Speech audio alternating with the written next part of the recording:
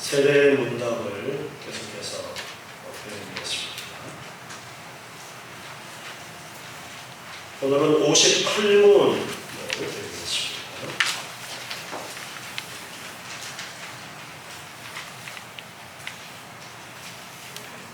제가 문제를 읽겠습니다. 답을 읽어주시기 바랍니다. 주일에 금할 일과 힘써야 할 일은 무엇입니까? 일상적인 슬픔이나 상거의 일, 세속적인 쾌락이나 세상의 염려와 속세만을 생각하고 예와 전도, 성경경관과 기도, 하나님과 있는 생명을 살리는 일과 시간 서적 이 힘을 힘써야 할 일입니다.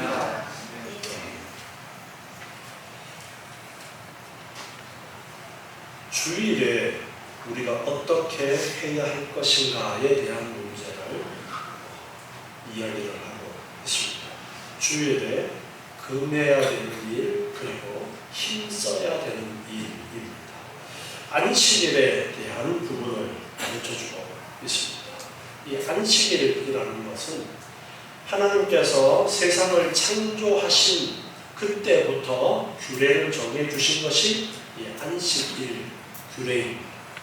하나님께서 천지를 창조하시는데 6일 동안 천지를 창조하시고 7번째 되는 날 안식하십니다. 하나님은 졸지도 아니하시고 주무시지도 아니하신다라고 그렇게 우리에게 가르쳐 주시는데, 그런데 하나님께서 천지를 창조하시고 7번째 되는 날 안식을 선포하십니다. 그리고 하나님이 모범을 보여서 그날을 쉬십니다. 그리고 이날은 안식일이니까 특별히 안식하라라는 명령을 주십니다. 그래서 그때부터 일주일을 주기로 7일의 하루를, 마지막 날을 안식일로 정해서 지키도록 하나님이 그렇게 규례를 정해 주셨습니다. 그리고 안식일에 대해서 다시 언급하시는 내용이 출애굽기에 계명을 주시면서 이 안식에 대한 규례를 다시 한번 하나님께서 애굽에서 이끌어내신 하나님의 백성들에게 이 안식일 규례를 명령하십니다. 오늘 읽은 출애굽기 20장 8절부터 말씀이 바로 10계명 중에 안식일 규례에 대한 내용을 말씀하고 있는 것입니다. 안식일을 기억하여 거룩히 지키라. 이 안식일은 반드시 지키라는 명령입니다. 그런데 기억하여라고 말씀하고 있어요. 기억하여. 안식일을 기억하라. 안식일이 언제인지 늘 기억하라는 거예요. 우리가 바쁘게 살아가다 보면 시간이 어떻게 지나가는지 모르고 지나가서 오늘이 무슨 요일이지? 이렇게 되는 경우들도 있는데, 기억해서 손꼽아서 안식일을 잊어버리지 않도록 하라라는 그러한 의미가 여기에 담겨져 있습니다. 우리가 이 안식일을 지키기 위해서 반드시 기억하라. 안식일을 기억하라.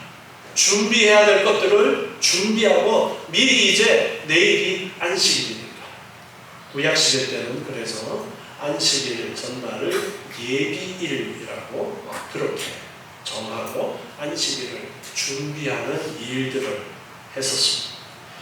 구약시대 때는 하나님의 이 명령들을 그 문자 그대로의 의미로만 생각을 하는 경우가 많았기 때문에 유대인들 같은 경우에는 이 안식일을 지키면서 철저하게 이 문자적으로 명령하신 그 부분들만 신경을 써서 지키다 보니까 예비일이 되면 집 나간 농기구들, 빌려줬던 농기구들도 다 거두어드려요.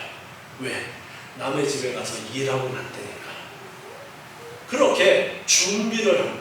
또 안식일에 먹을 것들, 그런 것들도 미리 다 준비를 하고 그렇게 안식일을 지켰습니다. 그래서 기억하라라는 이 말씀을 우리가 또한 잘 알고 미리 준비해야 된다라는 것을 잊지 말아야 됩니다.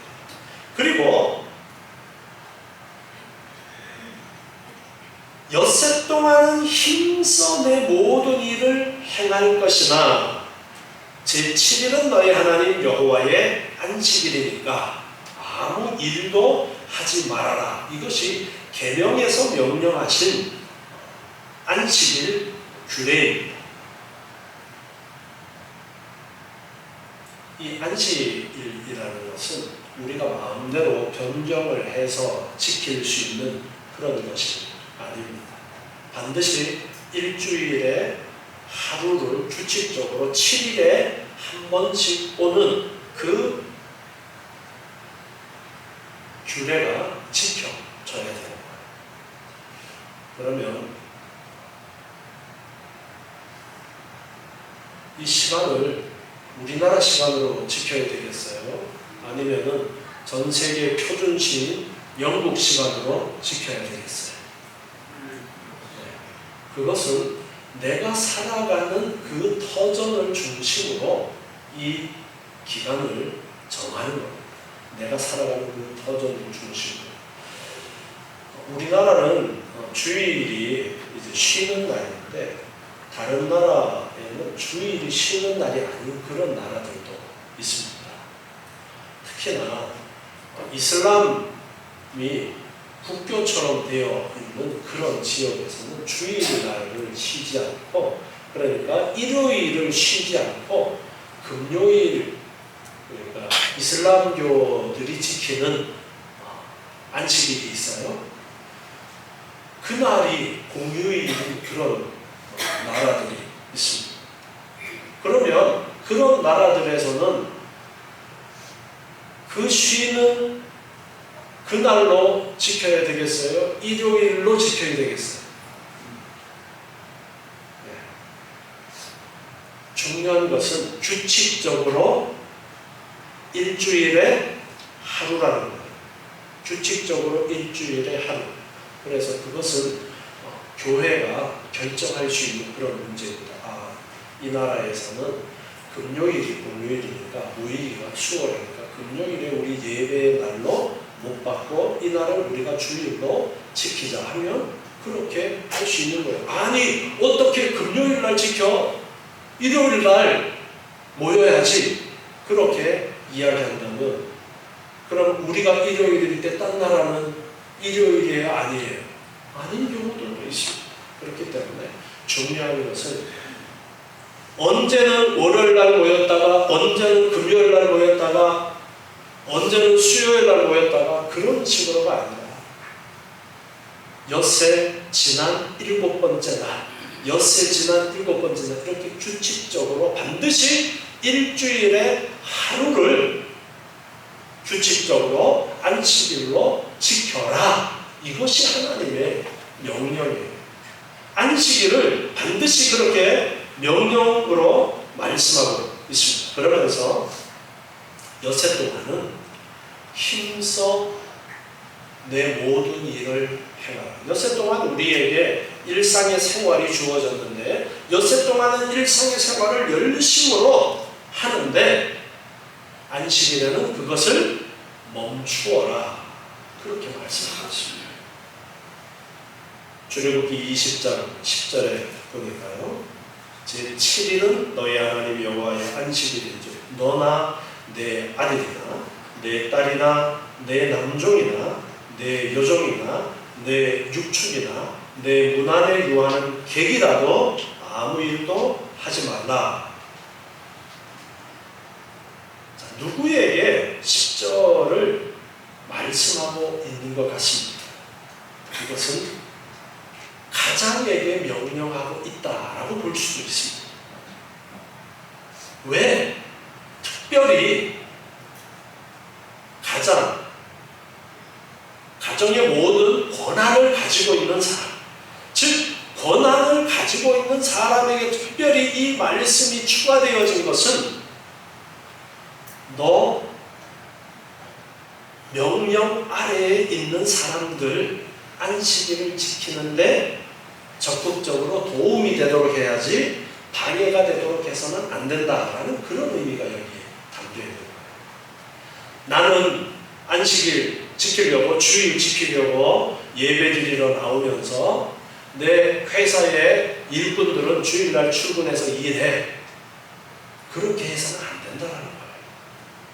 내가 거느리고 있는 내 주권 아래에서 움직일 수 있는 사람들이 안식일을 지키는데 방해가 되지 않도록 최대한 배려를 해야 된다는 그러한 의미의 말씀이 이것인 것입니다. 그래서 아들이나 딸이나, 요즘은 뭐 아들, 딸이 아버지 머리 위에 올라가 있는 그러한 경우들도 있지만, 가장의 권위 아래 있는 자녀들도, 종들도, 그래서 제가 앞에서 이야기했던 것처럼 철저하게 지키는 사람들은 농기구들도 옆집에 빌려가고 있으면 다 안식일 저녁 예비일에 수고해서 자기 집에 두고 지키는 그런 일들도 있었다고 말씀드렸잖아요. 이렇게 자기의 주권 아래에 있는 사람들을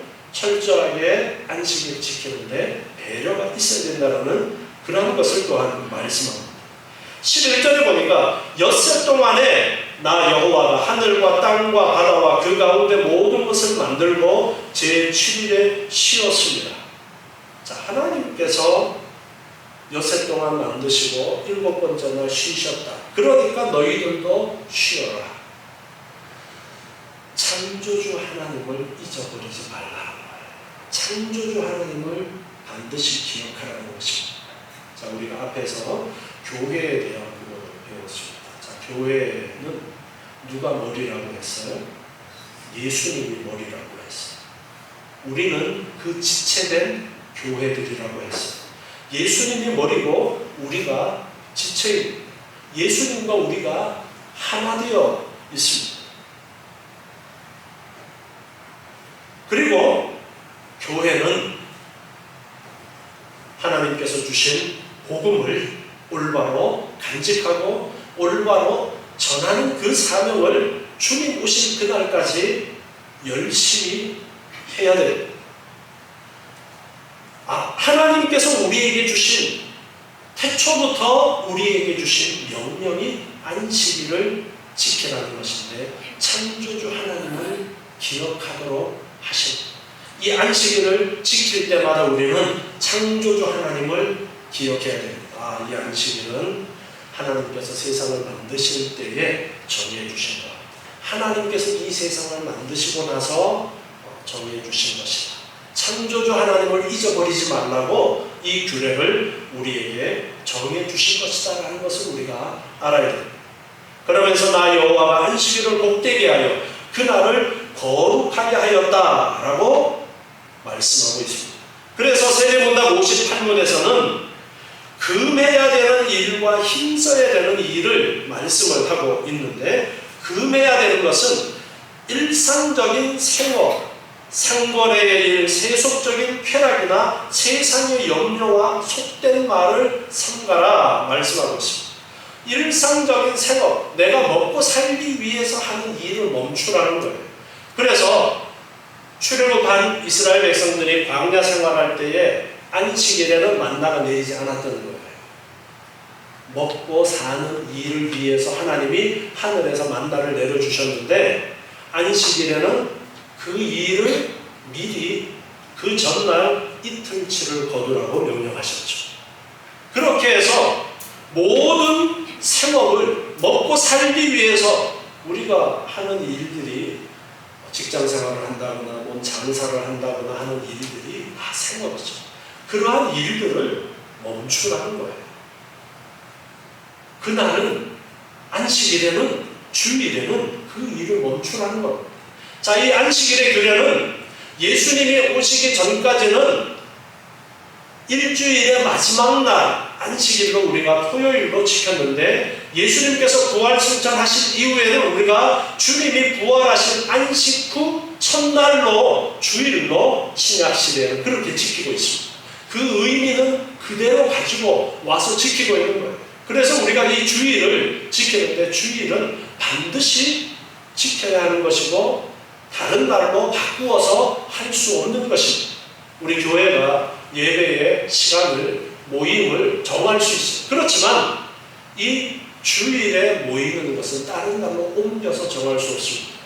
시간을 오전에 모인다든가 오후에 모인다든가 시간을 우리가 같이 편리한 시간으로 그렇게 정할 수 있지만 날짜를 바꾸어서 하지 말라고 그렇게 명령하고 있는 것입니다.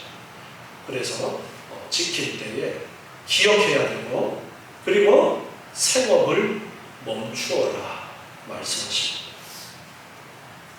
그리고 상거래를 또 언급하고 있습니다. 주일날 사고 파는 일들을 하지 말아라 그렇게 말씀하고 있습니다.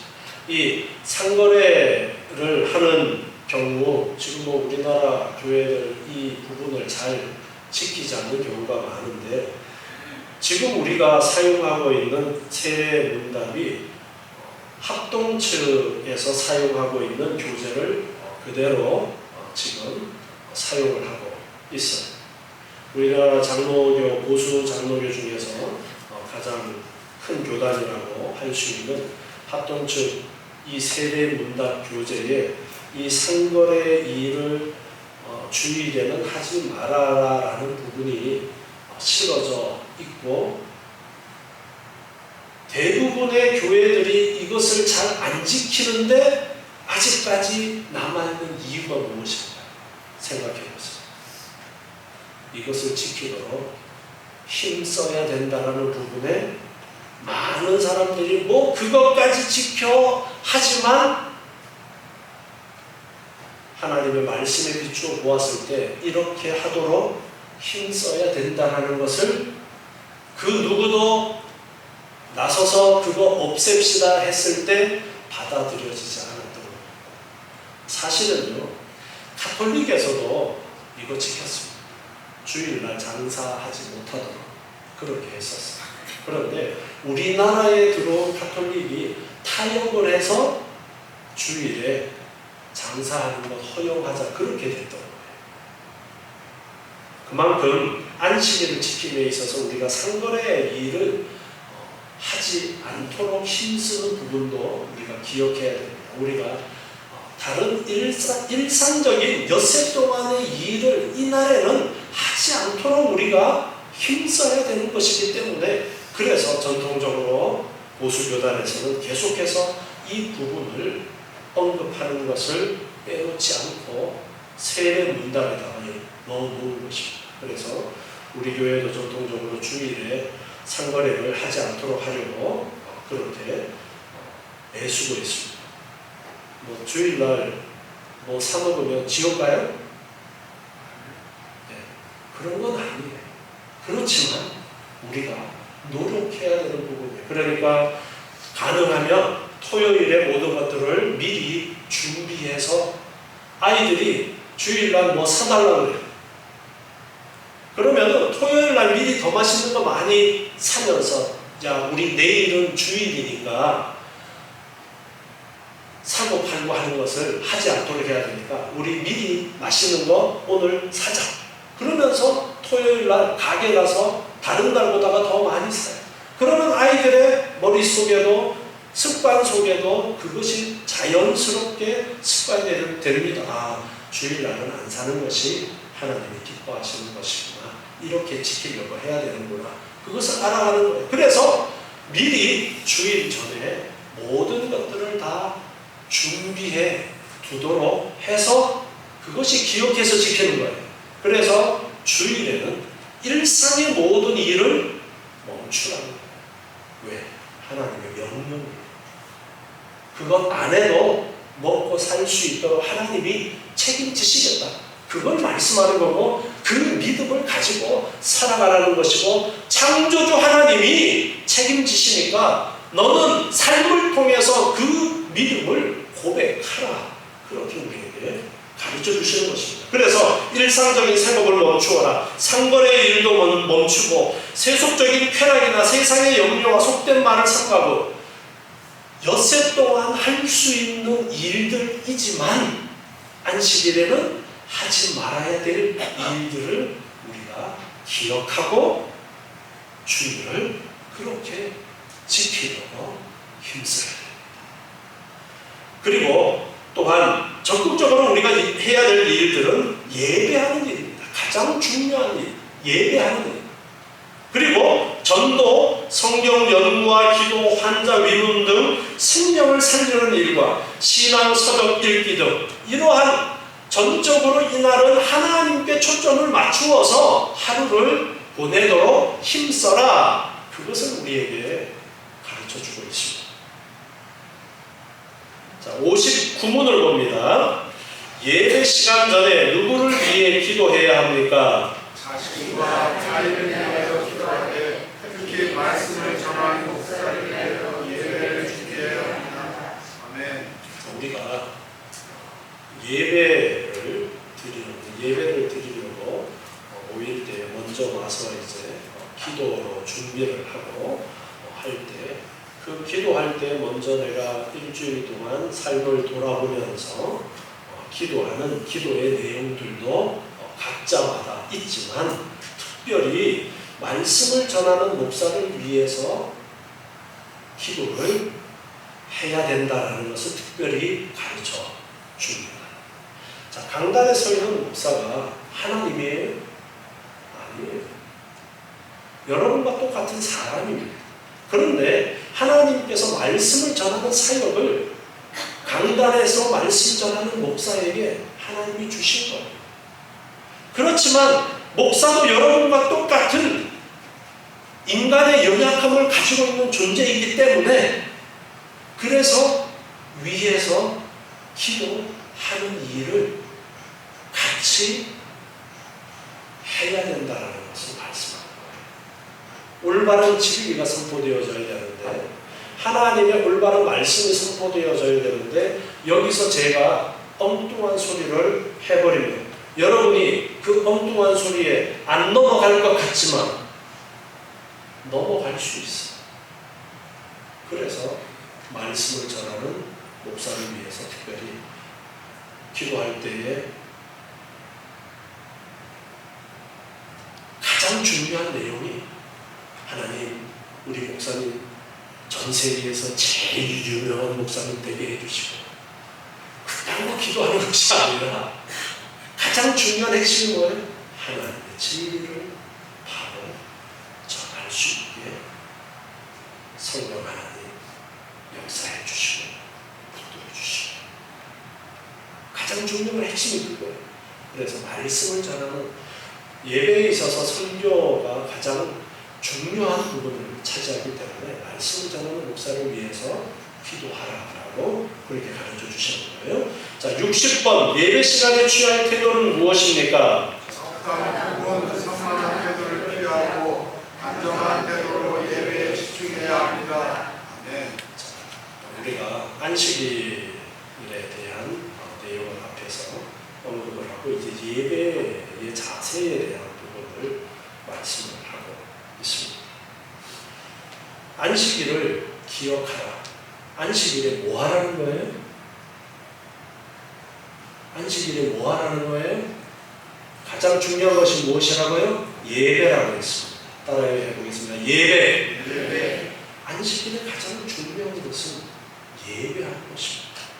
자, 그런데 여러분이 생각할 때 예배를 할 때 뭔가 우리의 마음을 집중시킬 수 있는 무언가 그런 것들이 있었으면 좋겠죠. 이 앞에 아주 밝은 빛을 하나 쫙 해두면 눈부셔 하면서 점점 그것에 더 집중하는 뭐 그런 것이 있을 수도 있을 것도 같고 여기에 십자가에 못 박힌 예수님의 형상을 하나 만들어 놓으면 그 형상을 쳐다보면서 십자가에 못 박히신 예수님을 더 생각할 것도 같고 그렇지 않겠어요? 로마 가톨릭이 그렇게 변질되어 갔던 거예요. 사람이 생각해보니까 그렇게 하면 도움이 될 것 같아요. 그건 사람의 생각이고, 하나님이 천지를 창조하시고 나서 명령하십니다. 내 형상을 만들어가지고 나를 잊지 않도록 해라. 자, 그렇게 하셨으면 그 형상이 지금까지 왔겠어요? 안 왔겠어요? 왔을 겁니다. 왔을 거예요. 정말 대단하게 섬기면서 지금까지 전해져 왔을 거예요. 그런데 하나님께서는, 창조주 하나님께서는 그렇게 하지 말라고 하셨어요. 오직 하나님을 기억할 수 있는 가장 중요한 내용은 안식일입니다. 안식일을 기억해서 잊지 말고 지키고, 이날에는 오직 누구만을 생각하라 명령하시는 것이냐면 창조주 하나님, 우리를 구원해 주신 하나님께 초점을 맞추라. 자, 오늘 예배하고 우리가 나왔어요. 예배하고 모였습니다. 함께 모여서 예배하는 것을 하나님이 기뻐하시기에 우리가 함께 예배하려고 모였습니다. 그런데 하나님이 보여요? 안 보여요? 안 보입니다. 그렇지만 하나님께서 이 날에 모여서 예배하라고 말씀하신 그 말씀을 기억하고, 하나님께서 오늘 우리의 이 모임 가운데, 이 예배 가운데 함께 하신다라는 것을 믿고 우리는 예배하는 것입니다. 지금 이 예배 가운데 하나님이 우리와 함께 하심을 믿으십시오. 눈에 보이지 않습니다. 우리가 감각적으로 느낄 수 없어도 하나님이 우리의 모인 이 예배 가운데 함께 하고 계십니다. 그래서 이 예배 때에, 안식일에, 주일에 우리가 예배를 하는데, 이 예배 때의 태도는 잡담이나 산만한 태도를 피하라. 예배 시간에 딴짓 해서는 안 된다는 것을 말씀하십니다. 요즘 가장 문제되는 것이 이거예요. 다들 손에 휴대폰을 들고 있다 보니까 이걸로 못하는 게 없어. 심지어 어떤 사람들은 설교 시간에 이걸로 게임하는 사람들도 있다 그래요. 우리 교회는 그런 사람들 없는 것 같은데,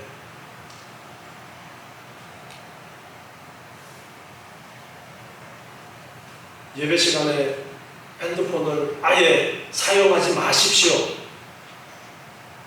저는 그렇게 안 한다 그랬어요. 왜? 너무나 좋은 도구예요. 이걸로 이 안에 성경도 넣어놓을 수 있고 찬송도 넣어놓을 수 있고 너무나도 좋은 도구예요. 예배당에 올 때 성경책 반드시 끼고 와야지, 성경책 안 갖고 오고 핸드폰만 딸랑딸랑 들고 오면 안 돼.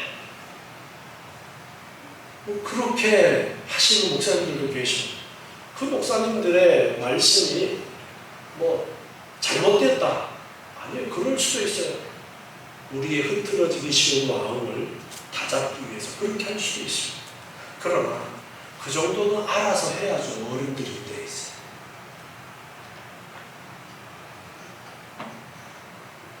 하나님께 집중해서 예배해야지 엉뚱한 다른 일들 해서는 안 되는 거예요. 예배 시간에 휴대폰을 가지고 성경을 살펴보고 할 수 있습니다. 그러나 터치를 한번 옆에 거 터치하는 순간 어디로 가요? 재밌는 동영상으로 넘어갈 수도 있고, 내가 읽던 웹툰 보는 장면으로 넘어갈 수도 있고, 우리가 알아서 절제를 해야 옆에 사람들하고 잡담을 나눌 수도 있고, 그래서 그렇게 하지 말고 예배에 집중해야 된다라는 것을 특별히 언급을 하는 것은 우리가 그렇게 될 수 있는 부분들이 많이 있기 때문에 그래서 그렇게 말씀합니다. 그래서 단정한 태도로 예배에 집중해야 합니다. 제가 우리 교회 성도들 여름 되면 대표기도 하시는 분도 넥타이 매지 않고 하셔도 된다라는 말씀을 드렸습니다. 사실 더운 지방에는 그냥 반팔 티셔츠가 그냥 공식적인 모임에 갈 때 입는 옷, 그런 나라들도 있습니다. 그런데 우리나라는 그 열대 지방만큼 여름 되면 덥습니다. 그런데도 그냥 양복 안 입고 오면 혼내는 목사님들도 계셔요. 그 목사님이 틀렸다는 건 아니에요. 그렇지만 우리가 올바른 기준을 가지고 있으면 얼마든지 잘 해나갈 수 있기 때문에 제가 그렇게 말씀드립니다. 더운데 좀 시원하게 입고 와도 그런데 그냥 집에 있던 잠옷 차림으로 와가지고 잠옷도 저 동남아 어느 나라에서는 제일 뽐내는 옷이라고 하니까 그 나라에서는 잠옷도 외출복이 될 수 있어요. 편하지만 그래도 어느 정도 예배하러 올 때는 우리가 격을 조금은 생각을 하고 그렇게 단정하게라는 이 말이 참 어떻게 딱 잘라서 말할 수는 없지만 내 스스로 생각할 때에 단정하게 입고 오는 것이 필요합니다. 이 단정한 복장에 대해서 다른 사람을 평가하지 마세요. 다른 사람을 평가해서는 안 됩니다. 스스로가 단정한 복장이라고 생각을 하고 입고 오는 거예요. 제가 그래서 그런 말씀 드렸잖아요. 비키니 입고 예배 드리러 오면 돼요, 안 돼요? 근데 그거는 문화에 따라서 어떤 곳에는 그냥 비키니 입고 다니는 것이 자연스러운 그런 것도 있습니다. 제가 극단적인 예를 들었지만 그래서 다른 사람들이 평가하지 말라는 거예요. 자기 스스로가 생각할 때 단정한 복장. 요즘 젊은 세대들 같은 경우는 단정함이라는 기준이 좀 다르기도 합니다. 그래서 부모님들이 지금 우리 사회 환경 속에서 단정함이라는 선이 이 정도는 돼야 되지 않겠느냐라는 그런 이야기들을 옆에서 해주고 하면서 다른 사람에게 불편함을 주지 않는 단정함으로 절제해 가도록 가르치는 그런 일들은 필요하겠지만 그렇다고 해서 우리가 다른 사람의 복장을 판단하지는 마시고 스스로가 생각하실 때에 단정한 복장 그리고 태도로 예배에 집중하도록 해야 된다라는 부분을 우리가 놓쳐서는 안 됩니다. 자, 61문입니다. 예배 시간에 드리는 공기도의 내용은 무엇입니까? 하나님께 영광 드림, 하나님의 은혜에 감사함, 참되에게 하나님의 은혜와 복을 간구함, 가정, 교회, 국가, 세계인의 기도함, 예수님의 이름으로 기도를 마침. 아멘.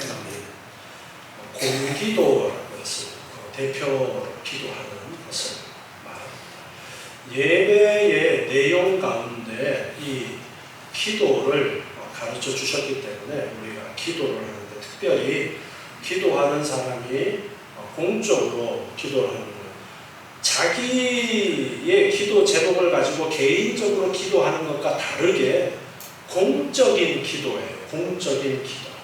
공적인 기도이기 때문에 그 내용이 공적인 내용에 맞추어서 기도하는 것이 필요하다는 것을 말씀하고 있습니다. 우리 교회 대표기도 하시는 분들에게 제가 당부를 드려서 기도문을 미리 작성을 해서 해 주십시오라는 그런 부탁을 드렸고 지금 잘 하고 계시는데 그렇게 미리 기도문을 작성을 해서 기도를 하게 되어지면은 옆으로 빠지는 일이 잘 없습니다. 그래서 미리 기도문을 작성을 하도록 하는 것이고, 기도문을 작성하면서 또 준비하면서 은혜가 되어지기도 하고 하는데요. 공기도이기 때문에 공적인 내용들을 이렇게 특별히 그 내용에 담아야 된다라는 것을 말씀을 하고 있습니다. 그래서 공기도 하시는 분들은 이 내용들을 잘 기억하시고 하나님께 영광을 돌리고 하나님의 은혜에 감사하는 내용, 그리고 회개 대표해서 성도들을 대표해서 우리 교회를 대표해서 회개하는 그런 내용, 하나님의 은혜와 복을 간구하는 내용, 그리고 가정이나 교회나 국가나 세계를 위해서 기도하고 반드시 마칠 때는 예수님의 이름으로 기도를 마치는 이 내용을 잘 기억해서 공기도 하시는 분들은 참고하셔야 되겠습니다. 자, 62번입니다. 교회는 물질을 어떻게 사용해야 합니까? 모든 물질은 주님께 받은 것으로 주님의 사랑에 아름답게 사용해야 합니다. 아멘. 물질에 대한 부분을 말씀하십니다. 우리는 물질에 대해서 하나님께서 나에게 물질을 주셨다라는 것을 고백할 수 있어야 됩니다.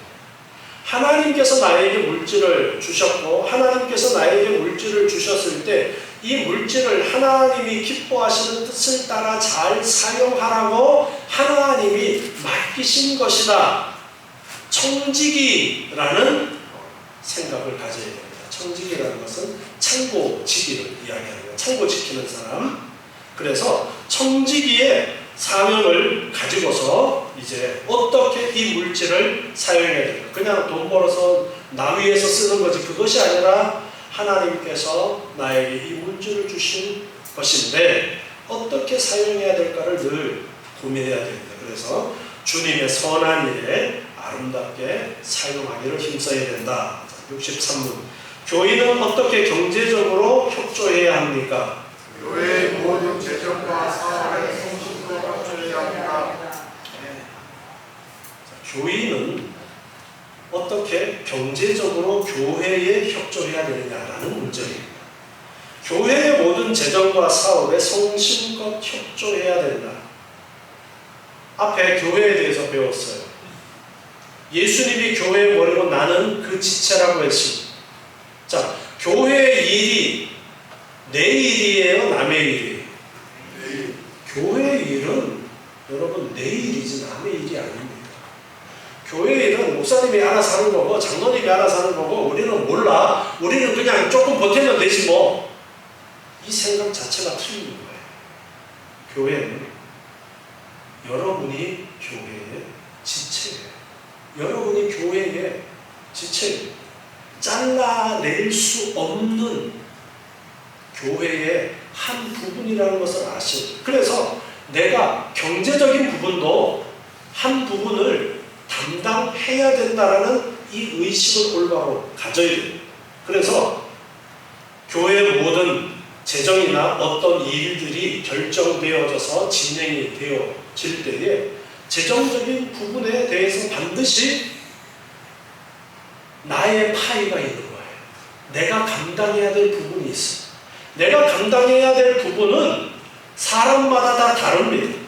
하나님께서 물질을 많이 주신 사람도 있고 적게 주신 사람도 있는데 하나님 교회의 이 재정을 부담하는 부분에 있어서는 하나님께서 각자 주신 그 부분이 또 달라요. 많이 주었다고 해서 무조건 많이가 아니라 그 사람의 믿음의 분량에 따라서 달라질 수도 있습니다.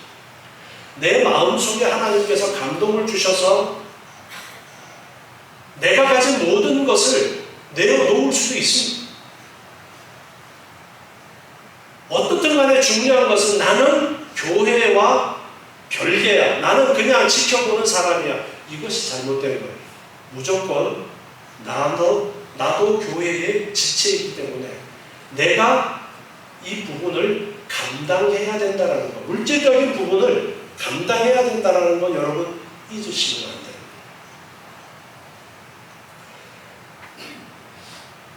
64번 헌금은 어떻게 드려야 합니까? 11조와 감사함을 기준으로 몸과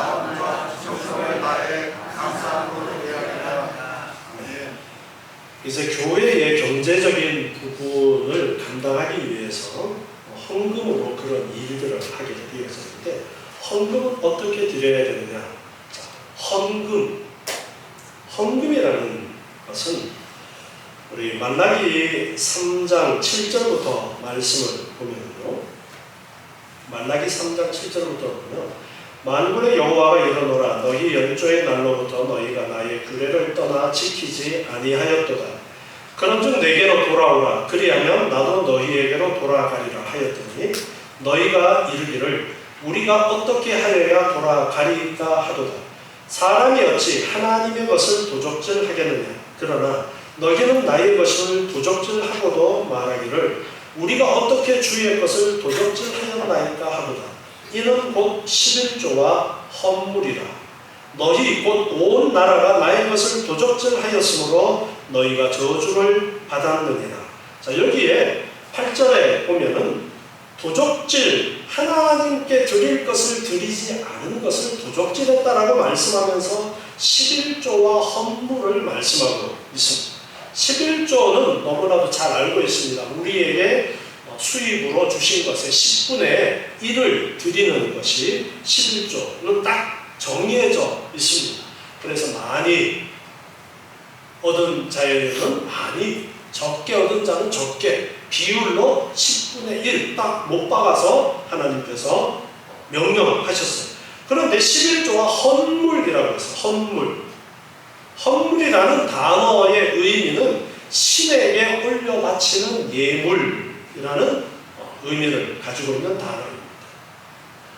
즉 11조와 하나님께 드리는 예물, 이것은 각자 마음에 정한 분량이 있는 거예요. 11조는 딱 못 박아져 있고 11조와 그리고 나머지 헌물을 말씀하십니다. 헌금이 바로 헌물 중에 우리가 돈으로 하나님 앞에 드리는 것을 헌금, 그렇게 이야기를 합니다. 헌금은 누구에게 드리는 것이에요? 하나님께 드리는 겁니다. 11조와 헌물에 대해서 하나님은 하나님의 것을 도적질하였다 말씀하십니다.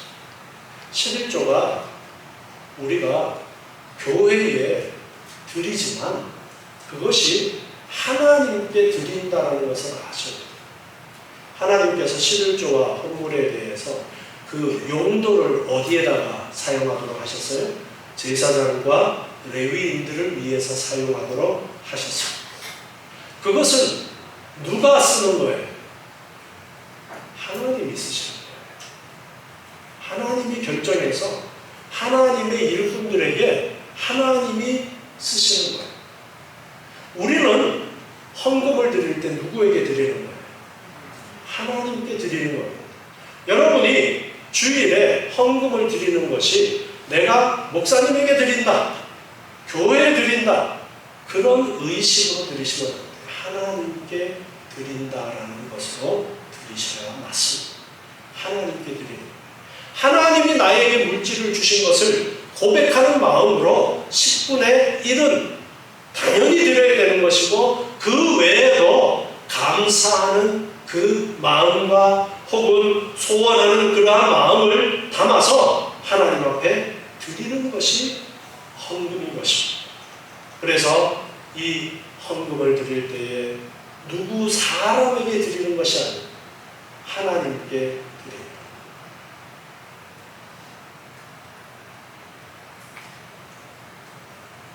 몸과 마음과 정성을 다해 감사함으로 또한 드려야 된다 말씀하셨습니다.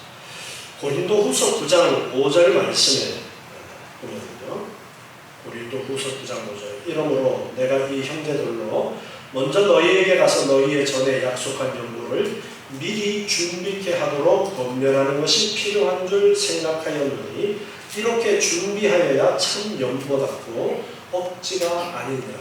우리가 헌금을 드릴 때 미리 준비하는 것이 필요하다라는 것을 가르쳐 주십니다. 다음 6절에 이것이 곧 적게 심는 자는 적게 거두고 많이 심는 자는 많이 거둔다는 말이로다. 각각 그 마음에 정한 대로 할 것이요 인색함으로나 억지로 하지 말지니 하나님은 즐겨내는 자를 사랑하시느니라. 아멘. 억지로 하거나 인색함으로 하지 말아라. 즐거운 마음으로 드리라 말씀하십니다. 헌금을 드릴 때에 옆에 다른 사람을 의식해서 금액을 정하지 마세요. 여러분이 자 우리가 헌금할 때에 누가 얼마 헌금하는지 모릅니다. 봉투에 이름을 적어서 드리면 재정부 정리하는 사람은 알아요. 그런데 재정부원들이 그것을 다른 사람에게 아이고 누가 헌금 얼마 했네 누가 헌금 얼마 했나 말하면 돼요 안 돼요? 안 됩니다. 그것은 절대로 말씀하시면 안 되는 거예요. 정부를 정리해야 되는 그러한 공적인 필요 때문에 그렇게 정리를 하는 것입니다. 그리고 내가 얼마 하는 거 재정부원에게도 알리고 싶지 않으면 어떻게 하면 돼요? 이름 안 쓰고 드리면 아무도 모릅니다. 하나님만 아시지. 그래서 다른 사람을 의식하지 마시고 정말 내 마음에 금액을 정해야 된다. 하나님께서 주신 이 모든 것 가운데 내가 정말 하나님 앞에 드리고자 하는 마음이 생겨서 그러면 그 금액을 마음속으로 기도하면서 정해서 드리면 되는 겁니다. 그리고 교회에 어떤 필요가 있어서 우리 함께 힘을 합해서 어떤 일을 합시다 라고 할 때 여러분이 생각해 보시고 기도하면서 내가 어느 정도는 부담을 해야 되겠구나. 내가 어느 정도는 부담을 할 수 있겠구나. 그렇게 생각해보고 금액을 헌금하면 되는 겁니다. 하나님께 드리라. 철저하게 이것이 사람에게나 다른 어떤 이에게가 아니라 오직 우리는 하나님께 드리는 것이고 하나님이 그것을 교회의 필요를 따라 사용하도록 하기 위해서 교회의 일꾼들을 세워 놓으신 거예요. 그래서 처음에 집사들을 세울 때에도 제자들이 사도들이 그 일을 다 감당 못하니까 제자들이 집사를 세워서 그 일을 나누어서 부담하도록 그렇게 해서 일꾼을 세워서 그 일을 하도록 하신 것입니다. 오늘 우리 교회도 마찬가지로 헌금은 내가 11조와 헌금을 하나님께 드리는 것이고 하나님께서 그 예물을 필요에 따라 적당하게 잘 배분해서 사용하도록 교회의 일꾼들을 세워서 그 일들을 하도록 지금 하고 계신다라는 그 원리를 우리가 올바로 잘 알아야 되겠습니다. 그래서 항상 우리가 창조주 하나님을 먼저 잊지 말아야 됩니다. 그래서 주일 예배는 우리가 반드시 드리도록 힘써야 됩니다. 안식일을 지키는 그 내용에 대해서 우리가 기억하고 어떻게 지켜야 될까를 힘써 또한 우리가 노력해야 할 것입니다. 그리고 보이지 않는 창조주 하나님을 향한 우리의 예배의 이 시간에 우리가 어떤 자세로 예배해야 되는지 그리고 우리가 예배하면서 또한 하나님 앞에 예물을 드리는데 어떻게 예물을 드려야 할지를 우리가 오늘 배웠습니다. 이 말씀을 잘 기억하시고 내가 교회의 지체로서 하나님을 믿는 자로서 하나님의 자녀로서 어떻게 행해야 될지를 우선은 알아야 돼요. 그리고 우리 가슴으로 이것을 깨닫고 내가 어떻게 해야 되겠다는 굳은 그러한 마음을 가지고 그리고 우리의 행함으로 드러날 수 있도록 계속해서 기도하면서 힘쓰시는 여러분 되시기 바랍니다. 기도하겠습니다. 하나님 감사합니다. 오늘 주시는 귀한 말씀을 저희가 올바로 깨달아 알고 하나님 기뻐하시는 뜻을 따라 아버지 하나님께서 주신 귀한 말씀을 기억하고 삶에 순종하는 삶이 되도록 은혜를 이끌어 주시옵소서. 저희들은 부족하고 연약하여서 곁길로 가기 쉽습니다. 아버지 하나님 저희의 연약함을 도와주시고 아버지 하나님 기뻐하시는 뜻을 따라 행하기를 열심히 내는 삶이 되도록 저희들을 인도해 주시옵소서. 날마다 하나님의 은혜 가운데 감사가 넘치고 기쁨이 넘치는 삶이 되도록 주님 복 내려 주시옵소서. 예수님의 이름으로 기도합니다.